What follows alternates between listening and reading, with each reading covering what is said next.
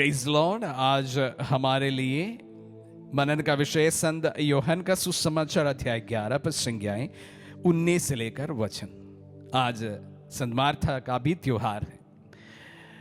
आइए इन वचनों को हम सुनते हैं। भाई की मृत्यु पर संवेदना प्रकट करने के लिए बहुत से यहूदी मार्था और मरियम से मिलने आए थे।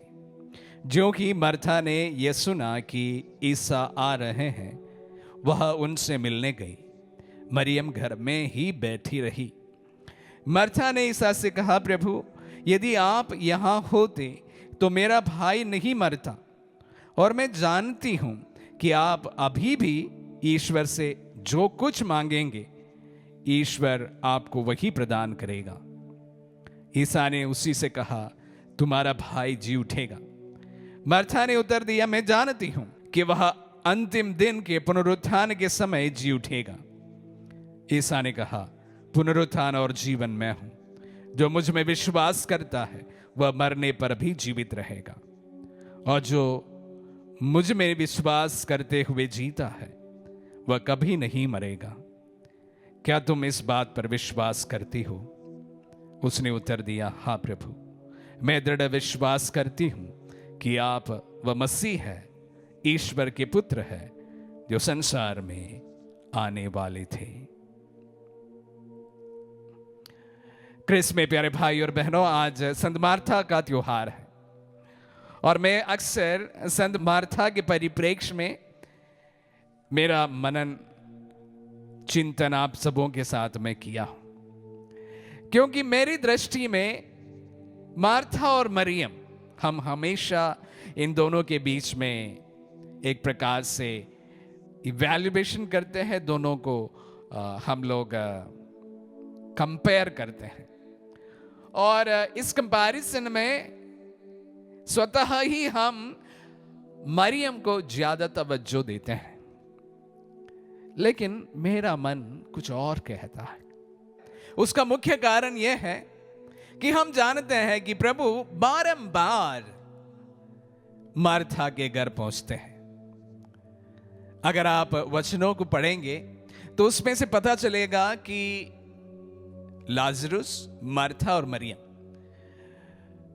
भाई और दो बहनों का ये घर में सुसमाचार में यह लिखा गया है कि लाजरुस की बहन मार्था का घर। लाजरुस के घर अवश्य कहता है, और उससे उसके साथ साथ यही भी कहा जाता है कि प्रभु लाजरुस की बहन मार्था का घर गया। और इस प्रकार से अगर बताया जाए कि मार्था एक लीडर की भूमिका में है, अपने घर के सारे चीजों को वही संभालती है, और जब भी प्रभु उस राह से गुजरते हैं वह एक बात अवश्य करते हैं कि वो मार्था के घर जाते हैं, क्योंकि उन्हें पता है कि अगर मार्था के घर जाएं तो वहां पर उनका स्वागत होगा, भोजन की कोई कमी नहीं रहेगी, और पूरी तरह से अपना घर जैसे उनका वहां पर आना जाना होता था। आप जानते हैं कि प्रभु अकेले तो नहीं चलते थे। प्रभु अपने पूरे 12 शिष्यों के साथ में, पूरे कुनबे के साथ चलते थे, और उनको भोजन तैयार करना इतना आसान बात भी नहीं थी। सबके लिए खाना बनाना पड़ता था, तो टाइम अवश्य लगता है। आप जानते हैं कि अगर आपके घर में कोई बिन बुलाए कोई मेहमान पहुंचे तो आपको कितनी व्यस्तता होती है, जिसके वजह से आपके दिनचर्या एक प्रकार से बताया जाए शायद डावाडोल हो जाए। उनकी तैयारी में, उनके लिए भोजन परोसने के लिए, खाना बनाने के लिए आप कितना व्यस्तता से काम करते हैं। तो ठीक इसी प्रकार प्रभु को अपने घर में न्योता देना या उनको बुलाना, स्वागत करना, उनके लिए सेवा सत्कार करना छोटी बात नहीं थी। पर इसके बावजूद भी कम से कम 3 से 4 बार सुसमाचारों में से ही हमें पता चलता है कि प्रभु मार्था के घर गए हैं। इतना तो वो खुद के घर गया हुआ ऐसा लिखा नहीं गया है सुसमाचार में। पूर्ण भरोसा था शायद प्रभु को मार्था पर कि अगर मैं जाऊं तो मेरा स्वागत होगा, मेरा सेवा सत्कार होगा और वहां पर मुझे कोई कमी नहीं होगी। और इसलिए वो बारंबार मार्था का घर चुनते हैं। प्यारे भाई और बहनों, एक और वचन को मैं आप सबों के सामने पढ़कर सुनाना चाहूंगा। आप मसीह हैं, आप जीवंत ईश्वर के पुत्र हैं। आज के अंतिम वचनों में हमने सुना था कि आप वह मसीह है, ईश्वर के पुत्र है, जो इस संसार में आने वाले थे। पहले जो वचन मैं आप सबों के साथ में साझा किया था वो पेतरुस का था,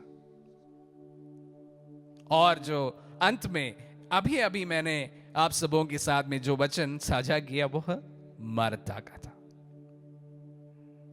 विश्वास की घोषणा, विश्वास की घोषणा जिस तरह पेतरुस करते हैं, लगभग ठीक उन्हीं वचनों के अनुसार मार्था भी करती है। मार्था भी करती है। पूर्ण विश्वास था मार्था को अपने प्रभु पर। वो कहते हैं, कंप्लेन करती है अपने प्रभु से कि मैं जानती हूं कि अगर आप यहां पर होते तो मेरा भाई नहीं मरता। फिर भी मैं जानती हूं कि अगर आप ईश्वर से कुछ भी मांगेंगे वो अवश्य उन्हीं को पूरा करेंगे। पूर्ण विश्वास है। मेरा मत यह है कि जिस तरह से पेतरुस ने प्रभु को ठीक पहचान लिया था, ठीक उसी प्रकार मार्था ने भी प्रभु को उसी तरह ईश्वर के पुत्र के समान पहचान ली थी। और उसी से जुड़ता है उनके जीवन में उनका संबंध का सिलसिला। प्रभु कौन है, प्रभु क्यों दुनिया में आए हैं, मेरे ख्याल में मार्था बहुत भली भांति जानती थी। आप मसीह ईश्वर के पुत्र है जो इस संसार में आने वाले हैं। विश्वास की पूर्ण घोषणा।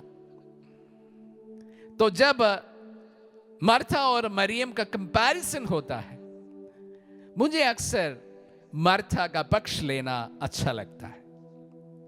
हालांकि प्रभु मरियम की सराहना अवश्य करते हैं, लेकिन मार्था की भूमिका भी उतने ही महत्वपूर्ण है जितना मरियम का है। अगर मरियम उनके पैरों पर बैठी हुई उनकी बातों को सुनती रही, तो मार्था उन सबों के लिए अपनी व्यवस्था में बिजी रही है। इसका यह मतलब नहीं है कि वह प्रभु से कम प्यार करती है। इसका यह तात्पर्य नहीं है कि वह प्रभु को कम जानती है। उनके विश्वास की घोषणा आज हम यहां पर सुनते हैं। प्यारे भाई और बहनों, प्रार्थना में दो मुख्य बिंदु है।